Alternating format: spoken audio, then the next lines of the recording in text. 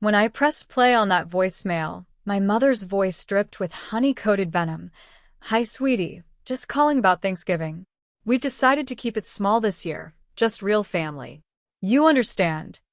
The silence that followed felt like falling through ice into black water. Real family.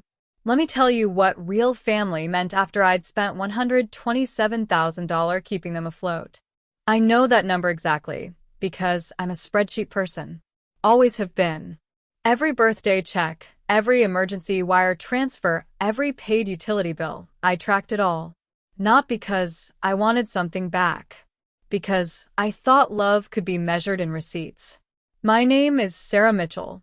I'm 52 years old, and until 3 months ago, I genuinely believed that if I just gave enough, sacrificed enough, proved myself enough, my family would finally see me as more than an ATM with abandonment issues. The voicemail came from my old iPhone 6, the one I'd switched out 2 years ago but kept in a drawer like a time capsule of my former life. I'd charged it that November morning on a whim, thinking I might sell it. Instead, I found 47 unheard messages, all from the year I went low contact with my mother. That one message, November 15th, 2 years ago, was left the day before Thanksgiving. The Thanksgiving I'd been uninvited from. The Thanksgiving where, I later learned from my cousin's Facebook post, my brother Marcus showed up with his new girlfriend. My mother wore the $850 cashmere sweater I'd bought her for her birthday, and they'd served dinner on the $2,400 china set I'd purchased when Mom said her special occasion dishes were falling apart. I sat on my kitchen floor, phone clutched in my shaking hand, and listened to that voicemail 17 times. Each replay crystallized something I'd been too afraid to admit. I hadn't been uninvited because of space constraints. I'd been erased.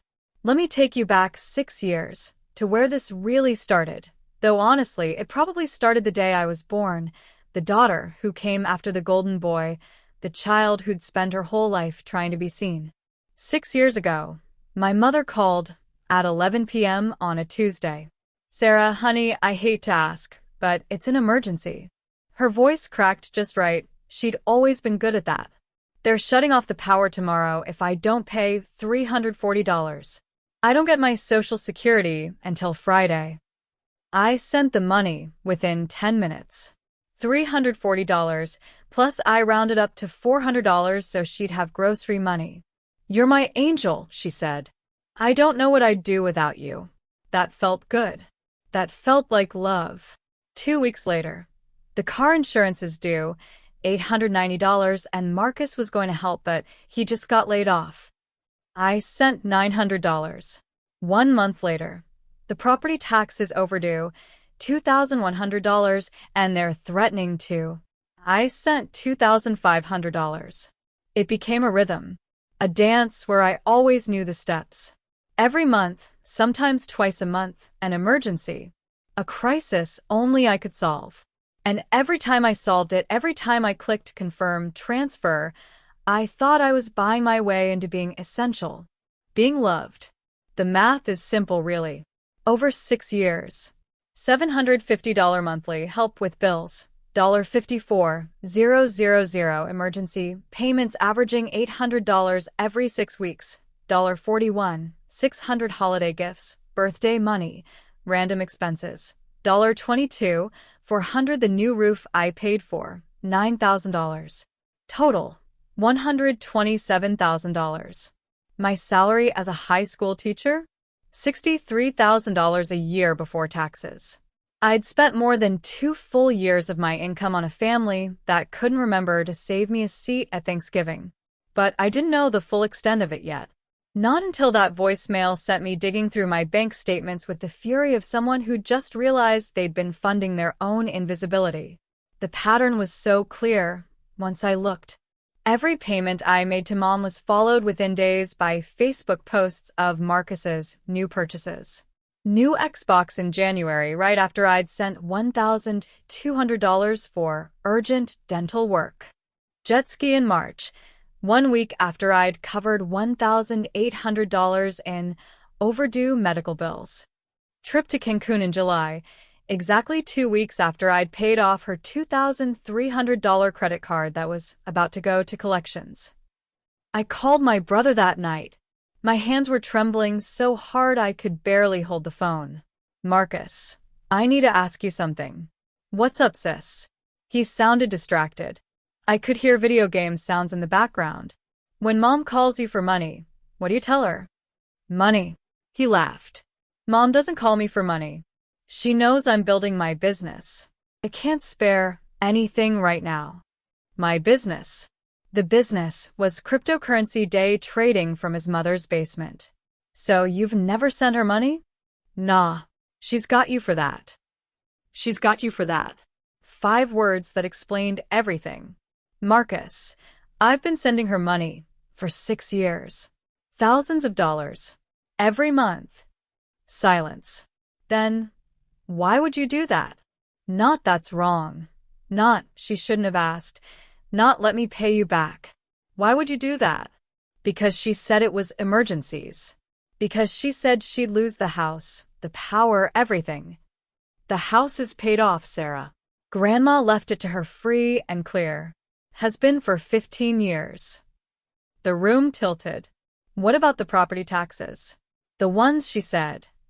Property taxes on a paid-off house in her county are like $600 a year. She pays them with her Social Security. I couldn't breathe. The numbers in my head were rearranging themselves into a new, horrible picture. "Marcus, where does her Social Security money go?" "How should I know?" "Look, I gotta go. My match is starting." "Where does it go?" He sighed, annoyed. "She's got like $1,800 a month from Social Security, plus another $900 from Grandma's annuity. She's fine, Sarah. She's always been fine." "Stop being so dramatic." $2,700 a month.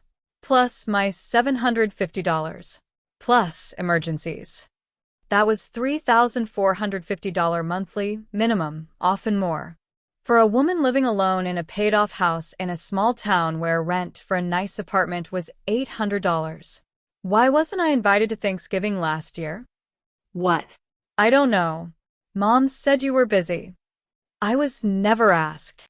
Look, this is between you and Mom. Don't drag me into your drama. He hung up. I sat there, phone dead in my hand, and felt something crack open in my chest. Not my heart breaking. That had been broken so many times it was mostly scar tissue anyway. This was something else. Something harder. This was my illusion shattering. I opened my laptop and started a new spreadsheet. This one wasn't tracking what I'd given. This one was tracking what had been taken. 3 hours later, I had the full picture. The reality. Mother's actual monthly income. $2. 700 Mother's actual monthly expenses. I called the utility companies, played the concerned daughter, confirmed average payments approximately $1. 200 surplus before my contributions. $1. 500 my average monthly contribution. $1. 100 her actual monthly surplus. $2,600. My mother had been pocketing an extra $31,200 per year. For 6 years. While crying poverty to me.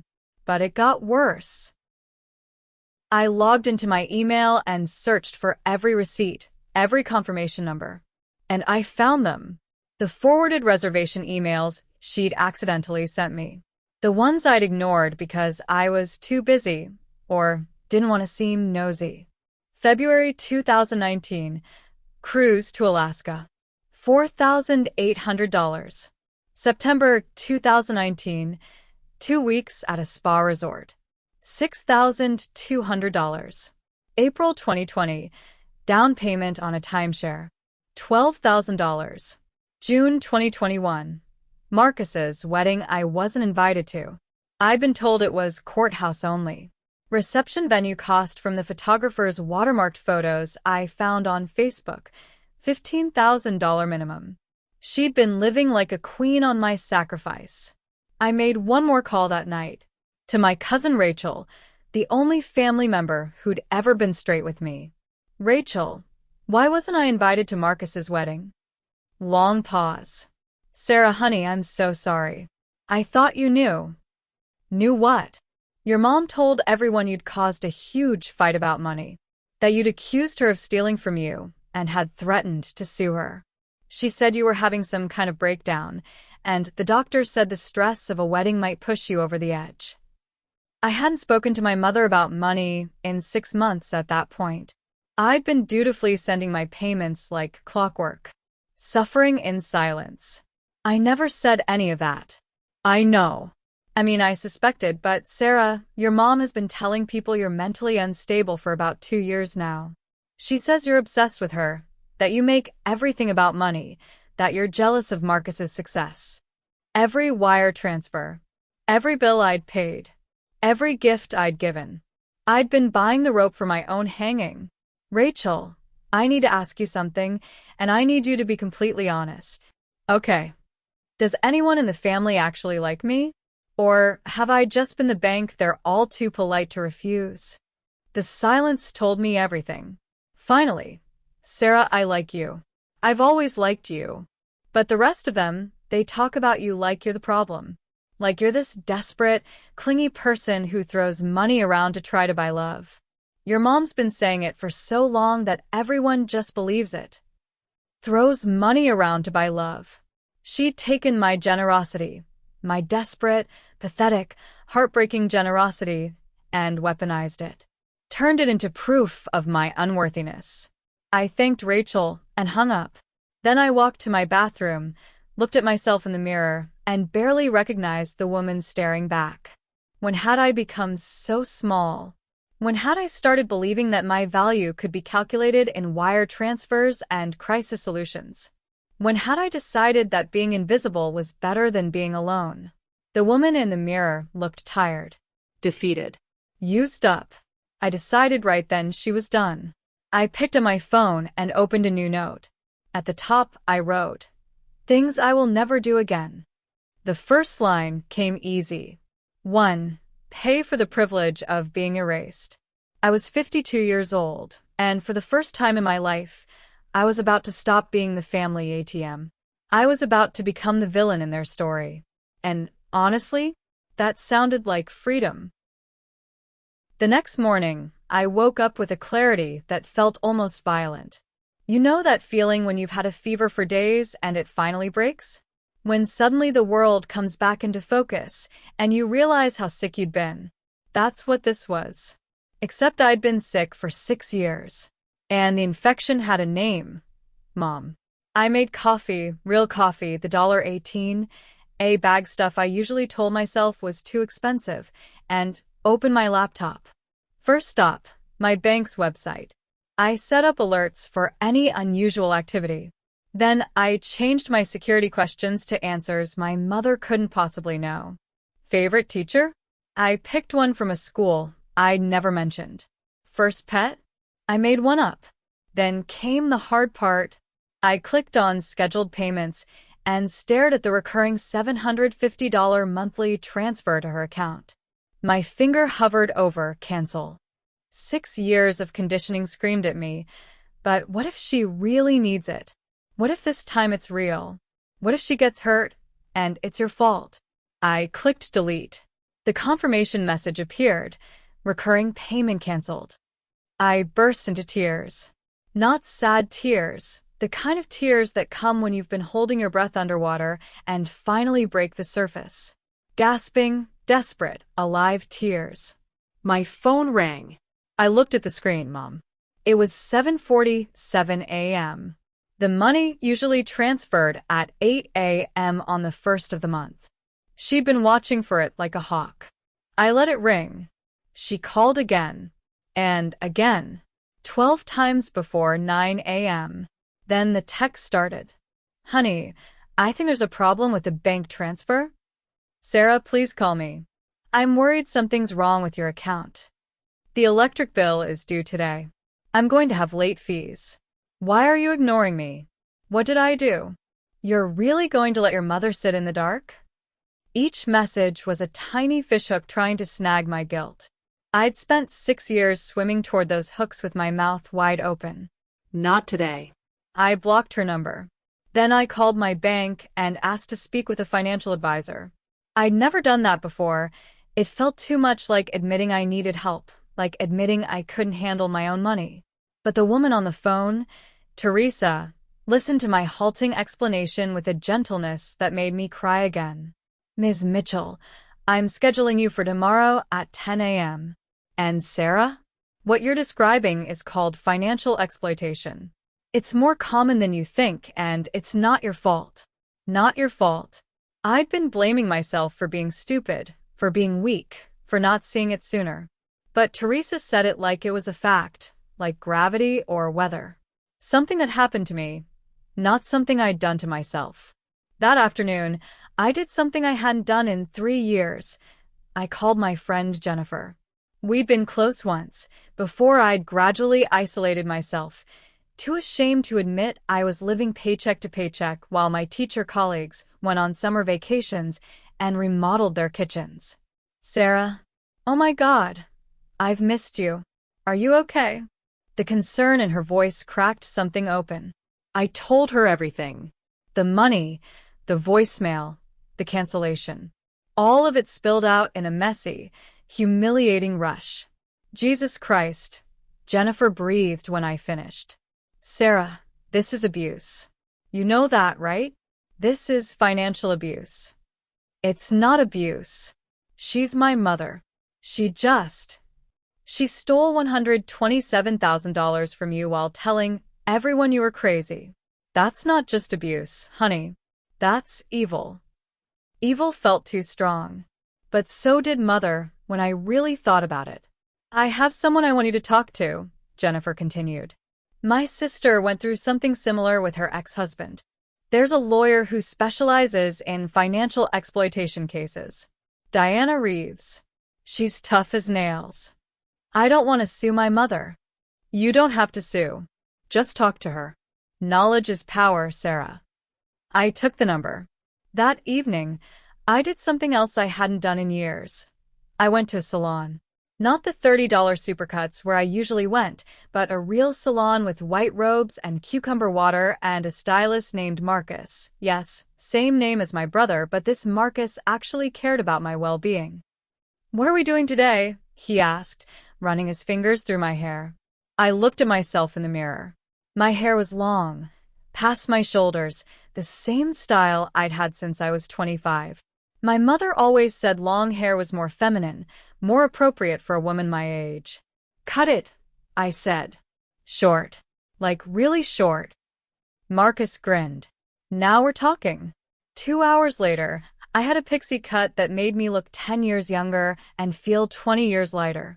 I took a selfie in the salon chair, the first photo of myself I'd taken in months, and almost posted it to Facebook before remembering that would open a door I wasn't ready to open. Instead, I sent it to Jennifer with the caption, "New me." She responded immediately, "Gorgeous. This is your villain origin story and I am here for it." That night, I couldn't sleep. Every time I closed my eyes, I saw my mother's number on my phone screen. 12 missed calls. Like an accusation. Like proof that I was cruel, ungrateful, wrong. At 2 a.m., I got up and made a list. Things my mother has never done. Asked about my day, remembered my birthday without a Facebook reminder, attended a single parent-teacher conference when I was growing up, visited my apartment. I'd lived there for 4 years, said, "I'm proud of you," asked if I needed help, thanked me without following it with another request. The list went to 17 items before I stopped, crying too hard to see the screen. The next morning, I sat across from Diana Reeves in her corner office overlooking downtown. She was in her 60s, steel gray hair in a perfect bob, reading glasses on a gold chain. She reminded me of every powerful woman I'd ever been too intimidated to become. "Tell me everything," she said, pulling out a legal pad. I did. When I finished, she was quiet for a long moment, pen tapping against her lips. "Sarah, I need you to understand something. What happened to you isn't uncommon. Adult children, particularly daughters, are the most frequent victims of parental financial exploitation. The average amount stolen is around $50,000. You're at more than double that." I gave it willingly, under false pretenses. That's called fraud. She leaned forward. Here's what I want you to do. First, pull every bank statement, every receipt, every text message asking for money.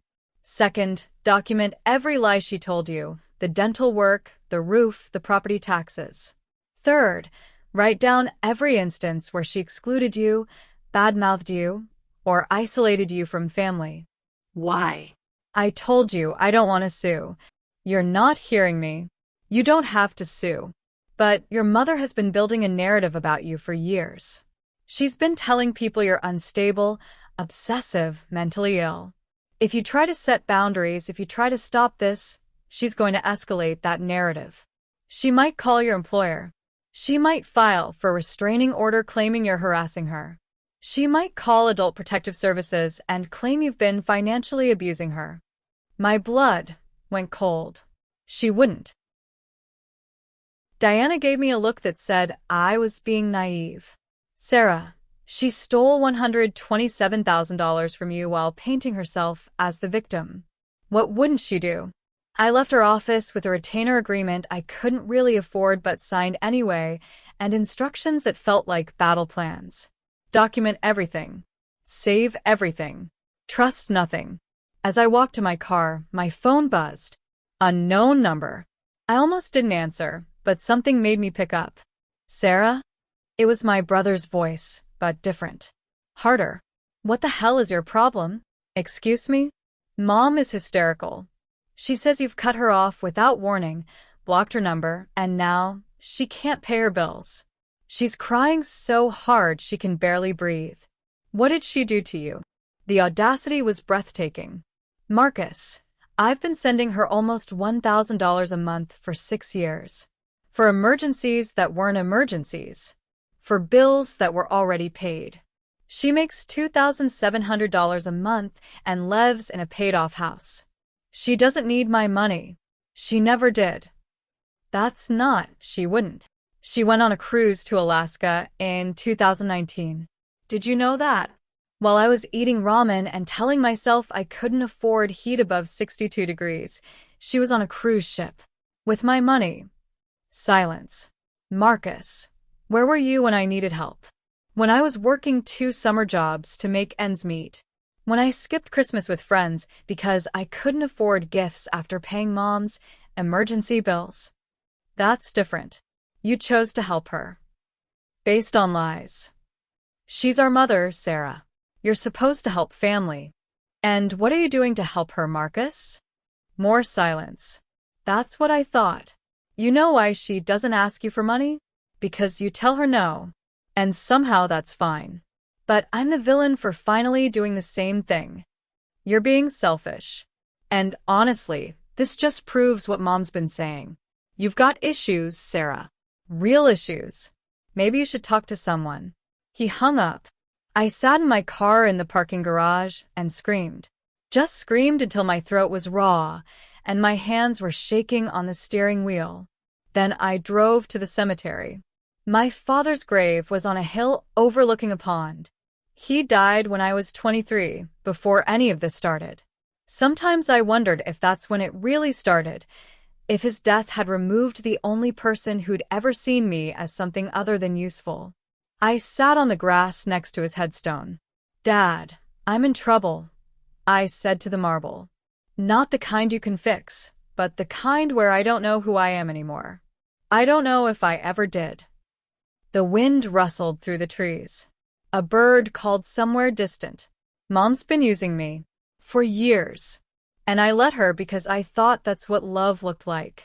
I thought if I just gave enough, sacrificed enough, eventually I'd be enough. My voice cracked. But I'm never going to be enough for her, am I? Because she doesn't want a daughter. She wants an ATM. She wants someone to blame. She wants. A car pulled up behind mine. I turned, expecting cemetery maintenance. It was my mother's silver Camry. My stomach dropped. She got out slowly, deliberately. She was wearing the cashmere sweater, my $850 cashmere sweater, and her face was a mask of wounded dignity. Sarah, honey, we need to talk. I stood up, putting my father's grave between us like a barrier. How did you find me? I know you come here when you're upset. I'm your mother. I know everything about you. The presumption of it. The ownership. You need to leave. Not until you tell me what's going on. You've blocked my calls, cut off the payments, Sarah.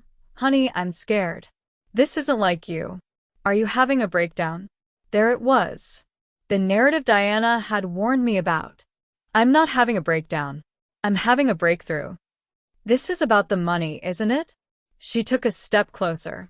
Her voice dripped with practiced hurt. After everything I've done for you, after raising you alone after your father died, you're going to punish me over money? You don't need my money. You never did. How dare you? Her mask slipped just for a second, and I saw something cold underneath. How dare you tell me what I need? I'm your mother. You owe me. I don't owe you $127,000. She laughed. Actually laughed. You think you can prove that? You think anyone will believe you? You gave me that money freely. Every time. Not once did I force you. You lied to me. I protected you from the truth. There's a difference. What truth? That you're pathetic. Her voice was ice now. That you've always been pathetic. Following me around like a puppy, desperate for scraps of affection. You threw money at me because you had nothing else to offer. No personality. No life. No man would have you, no real friends, just your sad little teacher job and your sad little apartment and your desperate need to matter to someone. So yes, Sarah, I took your money.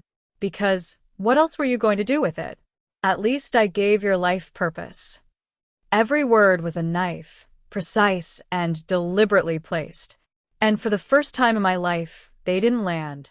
You're right, I said quietly. I was pathetic. But not anymore. What's that supposed to mean? It means I've hired a lawyer. It means I've documented everything. Every lie, every payment, every text message.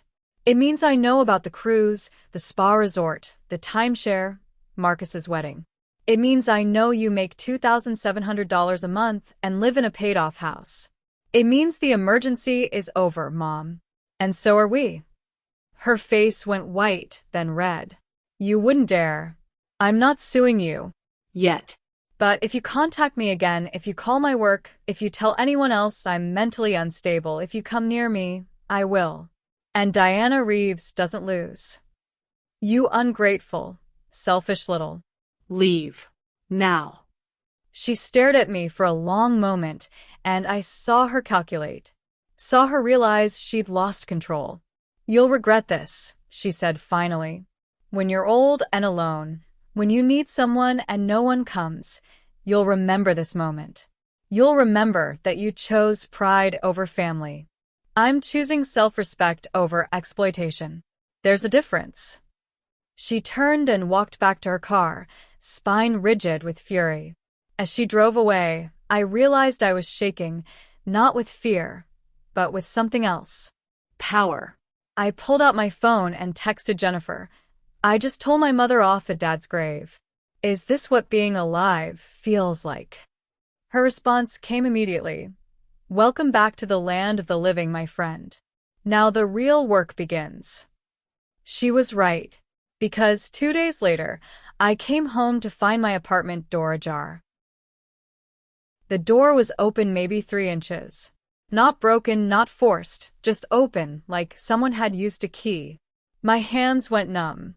I stood in the hallway for a full minute, heart hammering, trying to decide between calling 911 or walking away.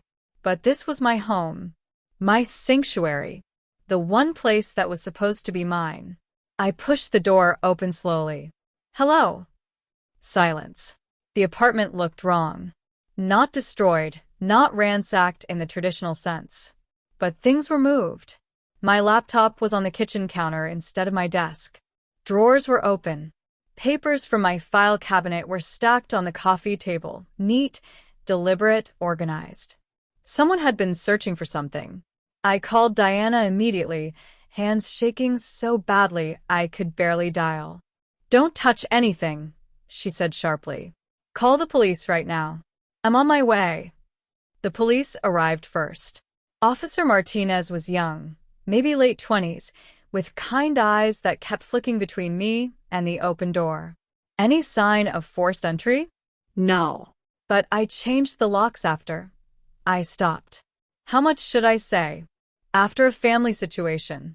No one should have a key. Family situation? His pen hovered over his notepad.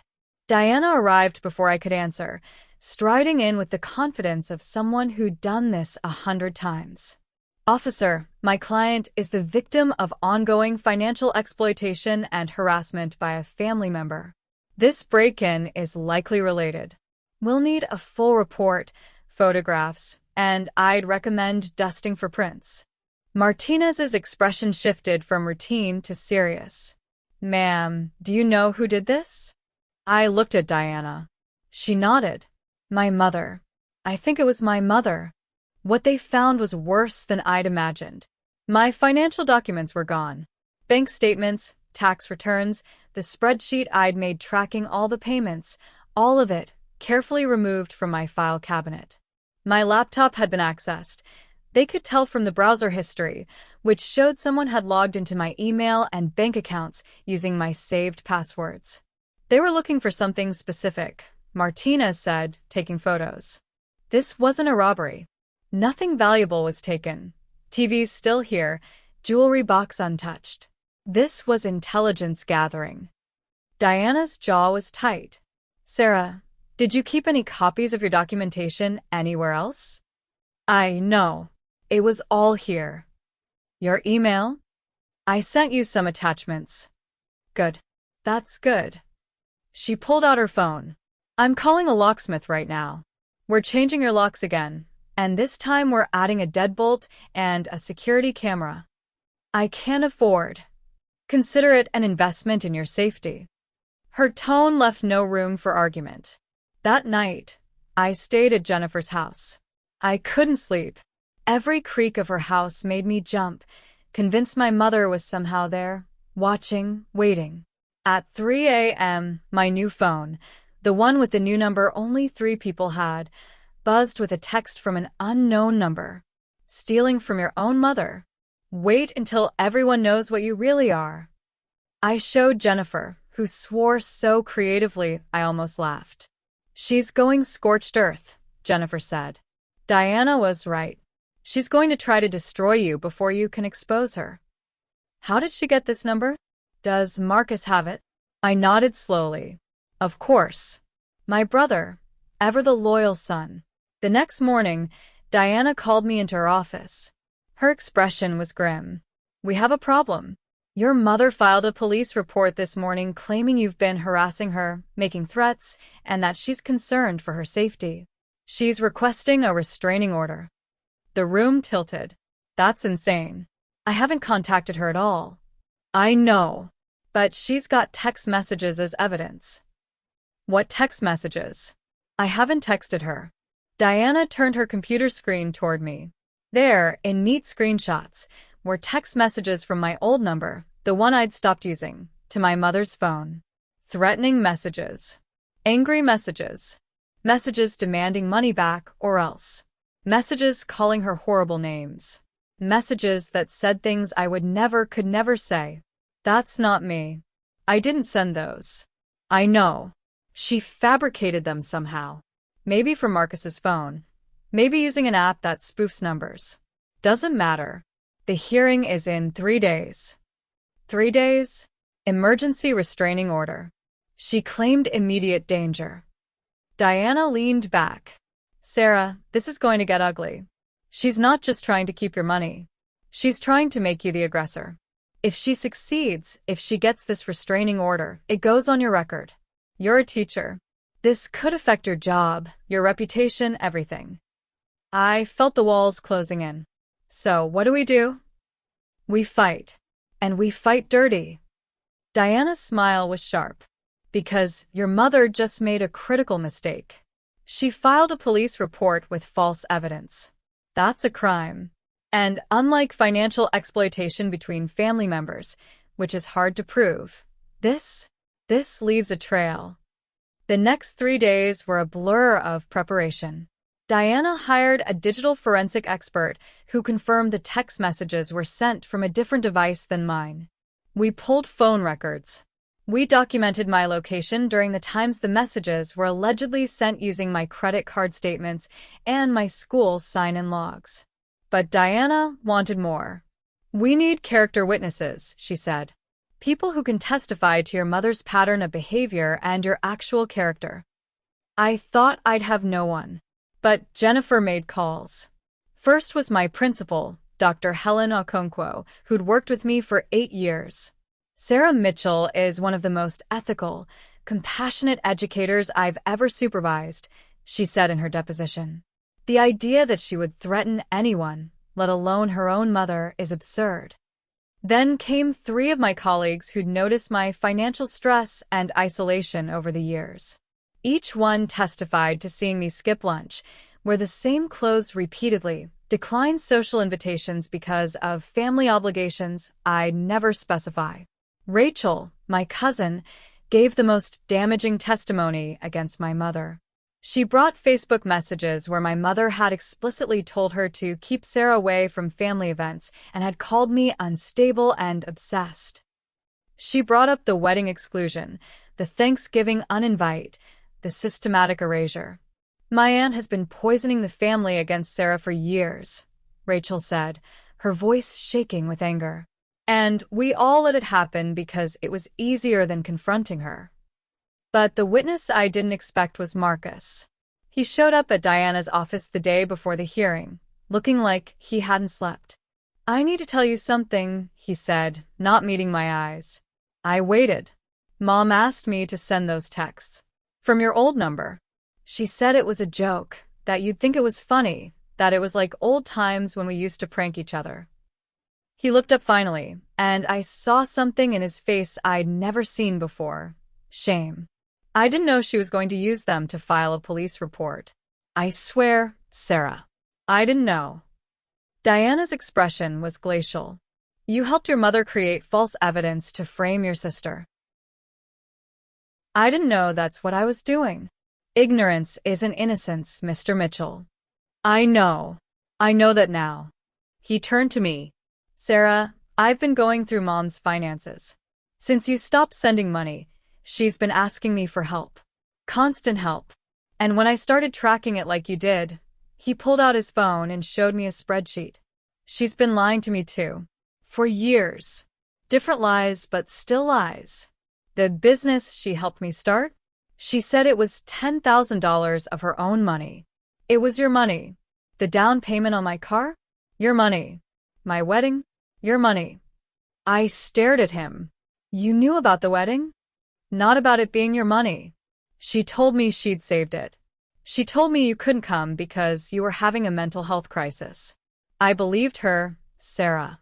I've always believed her because it was easier than questioning her. And now I'm willing to testify. Against her. For you. Diana looked at me. The decision was mine. Every cell in my body screamed, not to trust him. Marcus had never been on my side. Marcus had benefited from my exploitation, had eaten meals bought with my money while I was uninvited, had let me be erased without a second thought. But he was here now. And sometimes people don't save you when you need it most. They save you when they finally understand they need saving too. "Okay," I said quietly. "Okay."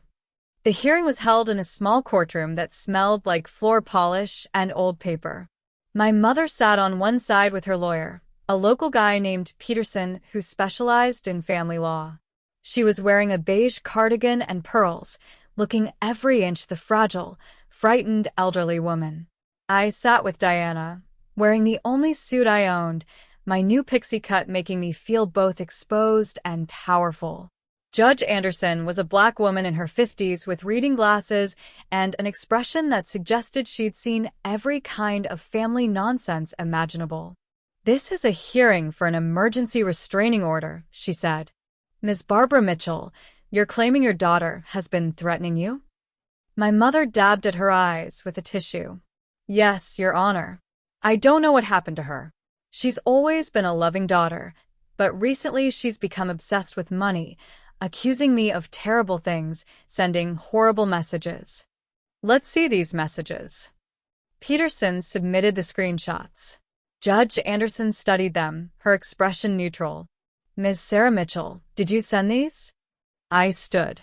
No, Your Honor. I did not. Can you prove that? Diana stood smoothly. We can, Your Honor. We have a digital forensic report showing these messages were sent from a different device. We have phone records, location data, and a witness who will testify to how they were actually created. My mother's face went pale. I'd like to call that witness now, Diana continued. Marcus Mitchell. The courtroom door opened, and my brother walked in. My mother's head whipped around so fast I heard her neck crack. Marcus, what are you? Mrs. Mitchell, please remain silent, Judge Anderson said sharply. Marcus took the stand, was sworn in, and told the truth. All of it. The texts she'd asked him to send. The lies she'd told him about me. The money trail he discovered. His voice shook, but he didn't stop. When he finished, Judge Anderson turned to my mother. Mrs. Mitchell, did you file this police report knowing the evidence was fabricated? My mother's lawyer whispered urgently in her ear. I want to hear from your client, Mr. Peterson. My mother stood slowly. Her mask was cracking. I could see the calculation behind her eyes, the desperate search for an angle. I was protecting myself. Sarah has been harassing me, Your Honor.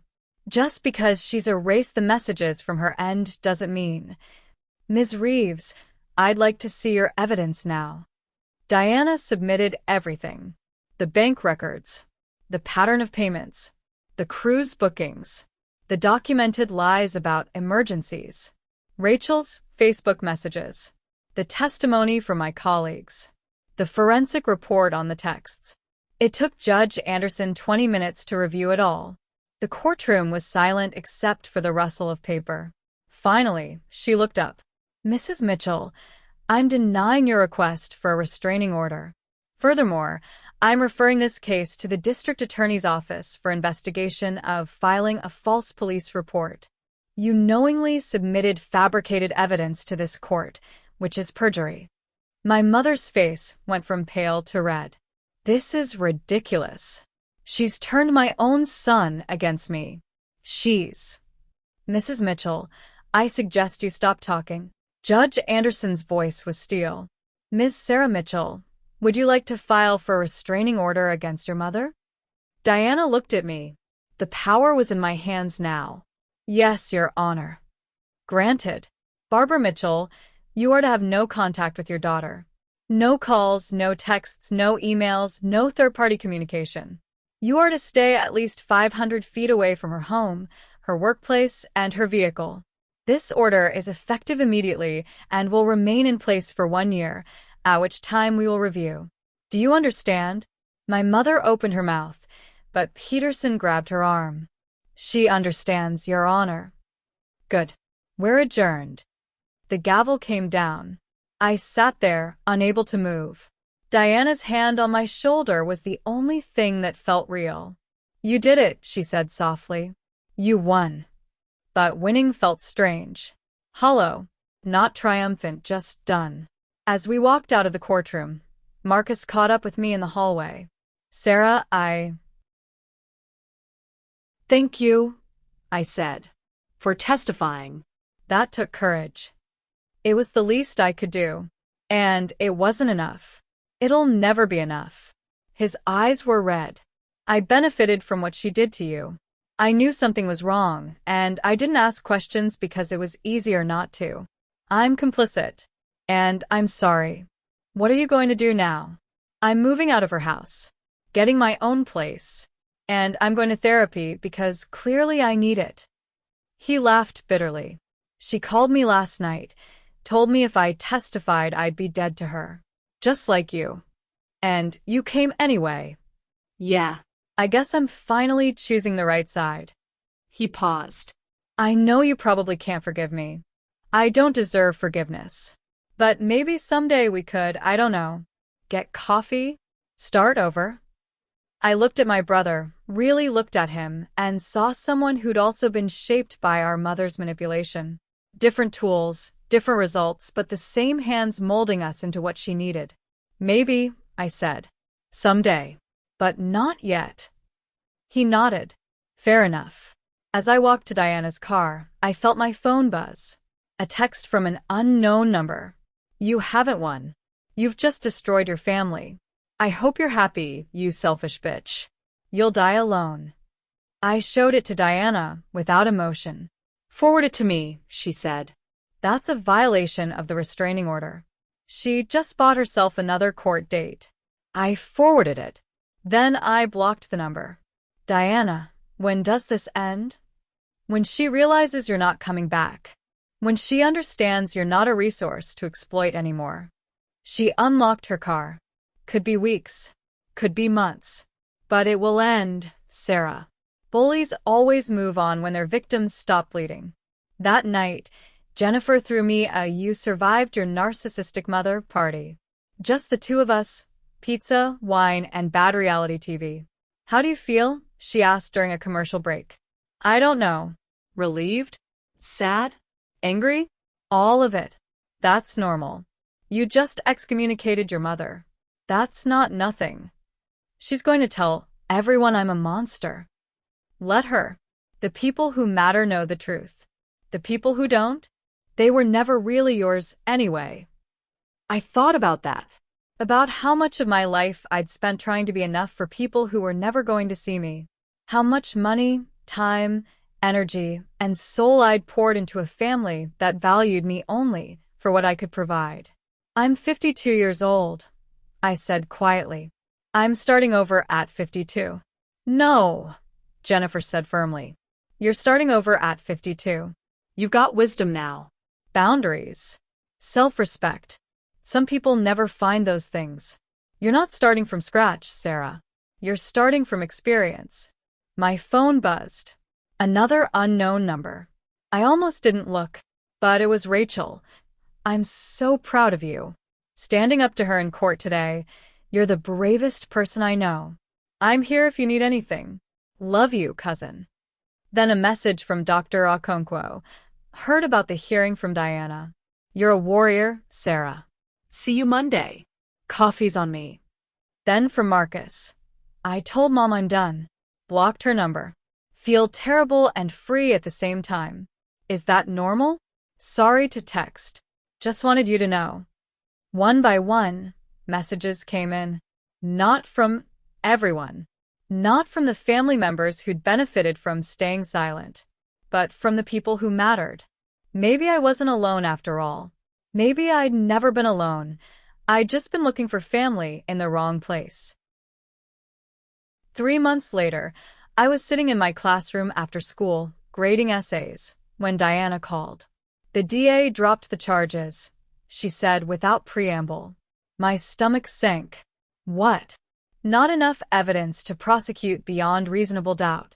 Your mother claimed Marcus was confused, that he misunderstood her intentions, that the whole thing was a family miscommunication blown out of proportion. Diana's voice was tight with frustration. The restraining order stands, but there won't be criminal charges. I should have been angry. Part of me was. But mostly I just felt tired. So, she gets away with it. Legally? In the criminal sense? Yes. But Sarah, she didn't win. She lost you. She lost Marcus. He's sticking to his boundaries, by the way. She lost Rachel. She lost her reputation with everyone who saw those court documents. And most importantly, she lost her cash cow. I almost smiled at that. I guess that's something. It's everything. Justice doesn't always look like handcuffs. Sometimes it looks like freedom. After we hung up, I sat there for a long moment, looking at the essay on top of the stack. It was from Maria Gonzalez, one of my juniors, about breaking cycles of family trauma. She'd written, "Sometimes the bravest thing you can do is save yourself, even when everyone tells you that's selfish." I wrote in the margin, "Especially then. A+ for profound truth." That weekend, I did something I'd been planning for weeks. I drove 3 hours north to a cabin I'd rented on a lake. Just me, a stack of books, and silence. The cabin was small, one room, a wood stove, a porch overlooking water that reflected the sky like glass. I'd paid for it with money that used to go to my mother. $400 for 3 days. It felt like the best $400 I'd ever spent. On the first night, I built a fire and made a list titled, Things I've Learned About Love. 1. Love isn't supposed to cost everything you have. 2. Real emergencies don't happen twice a month for 6 years straight. 3. People who truly love you don't require you to set yourself on fire to keep them warm. 4. Saying no doesn't make you cruel. It makes you honest. 5. You can't buy your way into belonging. 6. Family is supposed to be a shelter, not a prison. 7. Walking away from people who hurt you isn't abandonment. It's survival. 8. You don't owe anyone access to you just because you share DNA. 9. Healing looks like a new haircut, a changed lock, a blocked number, and sleeping through the night. 10. You were always enough. They just wanted too much. I read it over twice, then took a photo and sent it to Jennifer. She responded, "Frame this. Seriously, this should be on your wall." On the second day, I went for a walk along the lake and ran into an older woman fishing from the dock. She was maybe 70, wearing a faded baseball cap and a smile that suggested she'd seen some things. "Any luck?" I asked. "Depends on your definition of luck. Haven't caught anything, but I've had 2 hours of peace. I'd call that a win." She gestured to the empty spot beside her. "You're welcome to join me." I sat. We fished in silence for a while, the kind of comfortable quiet that only exists between strangers who expect nothing from each other. "You're here alone?" she asked eventually. "Yeah." "First solo trip I've taken in? Maybe ever." "Good for you. I didn't take my first solo trip until I was 62. Wasted a lot of years thinking I needed permission." "Permission from who?" "Everyone.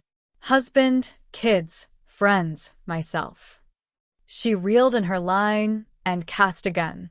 "Then my husband died, and I realized I'd spent 40 years managing everyone else's happiness and forgotten to check in on my own.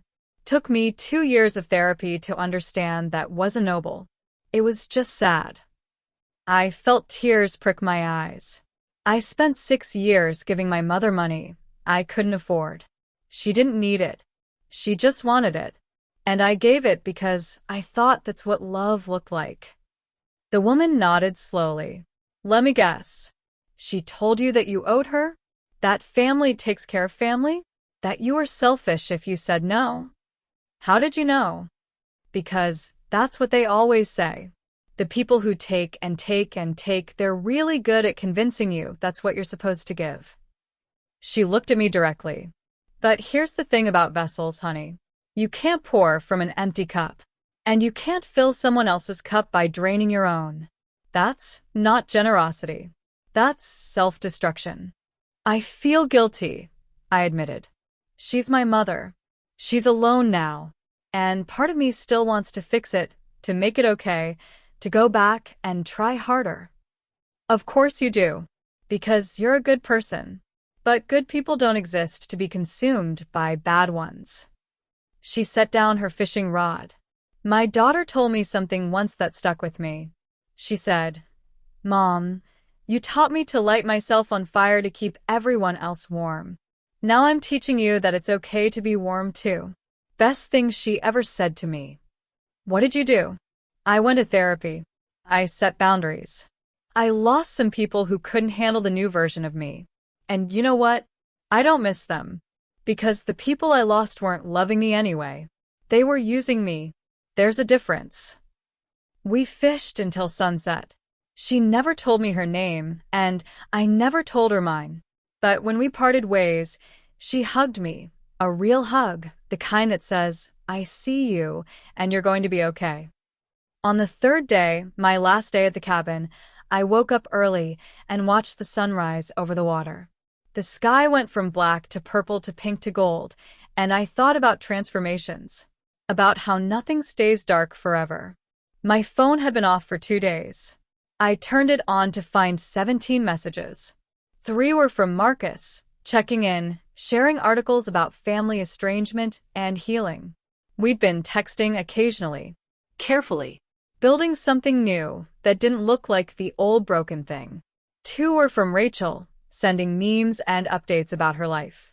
She'd stopped speaking to my mother entirely after the hearing. "I'm done being Switzerland," she'd said. Switzerland was just cowardice with better PR. 5 were from Jennifer, ranging from funny videos to serious check-ins to a single message that said, "Miss you. Proud of you. Come home safe." 1 was from Dr. Okonkwo. "The school board approved your proposal for the financial literacy elective. We start piloting it next semester. You're changing lives, Sarah." That one made me cry. I'd submitted a proposal to teach a semester-long course on financial abuse, boundaries, and economic empowerment. It had come directly from my experience, from the knowledge I'd gained the hardest way possible. My pain was becoming someone else's protection. My story was becoming someone else's warning. That felt like something. The remaining messages were from Diana. Legal updates, mostly. But the last one said, "Your mother violated the restraining order twice more. She's been held in contempt of court and fined $5,000. She's also been ordered to complete a psychological evaluation. Sometimes justice is slow, but it comes." $5,000. Almost exactly what I'd spent on her roof emergency. That never happened. The universe has a sense of irony. I sat on the porch with my coffee and thought about my mother, about who she was, who I needed her to be, and the unbridgeable gap between those two things. I'd spent so much of my life trying to earn her love, not understanding that love isn't something you earn. It's something freely given, or it's not love at all. She taught me what I didn't want to be, a person who took and convinced herself it was owed. But she'd also taught me, accidentally, through her absence of it, what I did want to be, a person who gave freely, but not destructively. A person with boundaries that were strong enough to protect but flexible enough to connect. A person who understood that no is a complete sentence, and love without respect is just use wearing a disguise. I pulled out my phone and opened a new note. I titled it, "Letter I'll Never Send." "Dear Mom, I hope you're okay. I really do. Not because I want to fix things between us, but because I'm not angry anymore.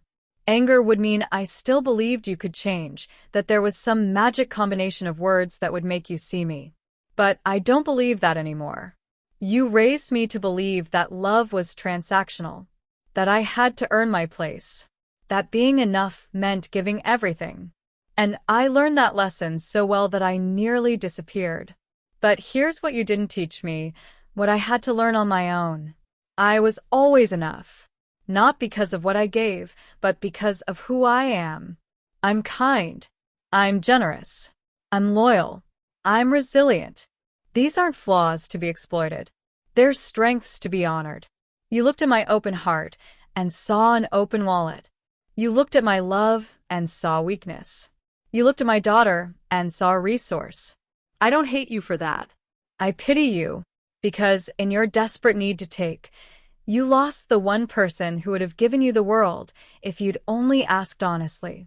But I'm not that person anymore. She died in a courtroom 3 months ago, and someone new was born. Someone who knows her worth. Someone who won't set herself on fire anymore. Someone who finally understands that being alone is better than being used. I hope you find peace. I hope you find people who can give you what you need without destroying themselves. I hope you learn that manipulation isn't the same as connection. But mostly, I hope I never have to think about you this hard again. Goodbye, Mom. This time for real. Sarah. I read it 3 times. Then I deleted it. She didn't deserve my words. Not anymore. Instead, I opened a new note and wrote, "Letter to myself. Dear Sarah, you survived. Not just the last 6 years, but every moment that led you to believe you were only as valuable as what you could provide. You survived being unseen, being used, being erased, being blamed for your own exploitation. You survived the shame of admitting you were wrong, the terror of setting boundaries, the loneliness of walking away, the guilt that tried to call you back. And now you're on the other side. It won't always feel this raw. The wound will heal. The scar will remain. But scars are just proof that you survived something that tried to destroy you. You're 52 years old. You have so much life left. And for the first time, that life belongs to you. Fill it with things that matter. People who see you. Work that fulfills you. Love that doesn't cost you your soul. You were always enough. You are enough. You will always be enough. Love. You. I drove home that afternoon with the windows down, singing off-key to songs I'd forgotten I loved. When I pulled into my apartment complex, I saw Marcus's truck in the parking lot.